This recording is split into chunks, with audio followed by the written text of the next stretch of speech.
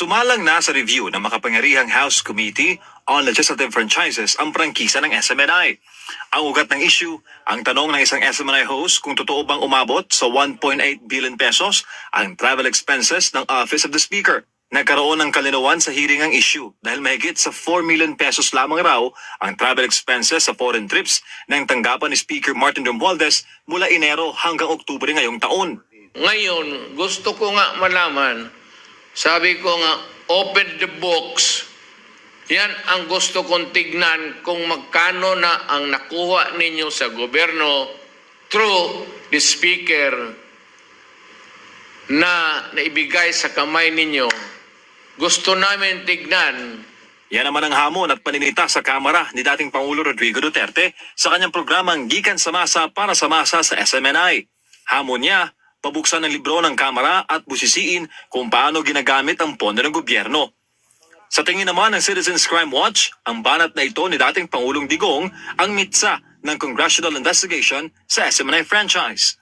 Tinatanggal nila lahat ng potential threats, lahat ng potential rivals, lahat ng potential sources of support para sa kalaban. Para practically, siya na lang ang kandidato. This early. Sa din ni Atty. Topacio, politically motivated ang pagpapaimbestiga sa prangkisa ng network. Lalo na't nakikita nito na tatakbong presidente sa 2028 si Speaker Romualdez. Pinaplano na nila. Yan yun eh. Obvious naman eh. It's not rocket science, kung sabi nga ng mga bata, di ba? Obvious naman na kitang-kita naman natin ang pakay. So, we cannot allow that. Pwede naman siyang tumakbo, wala namang problema. He's welcome to try his luck in the presidential derby in 2028. Pero, wag naman sa mga ganitong means. Kung tatakbo naman daw si Speaker Martin, mismong si former President Duterte raw ang mga ngampanya sa kanya. At pinayuhan ng kanyang anak na si VP Sara Duterte na huwag nang tumakbo sa presidential race. Kayong mga Pilipino, Romualdez gusto tumakbo ng presidente, bumoto kayo. Bumoto kayo, mag-experiment tayo. Ako, sabihin ko sa'yo, bumoto kayo.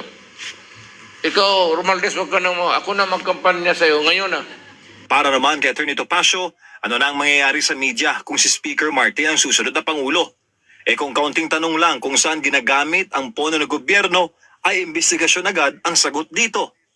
Kung pinapakita na niya kung anong likaw ng kanyang bituka ngayon palang early, na kahit yung mentors niya, yung mga tumulong sa kanya, yung tumulong sa kanila, yung nagsakripisyo para sa kanila, katulad ng SMNI, na SMNI versus almost all ng mainstream media, ay kaya nilang ganituhin, si GMA kaya nilang ganituhin.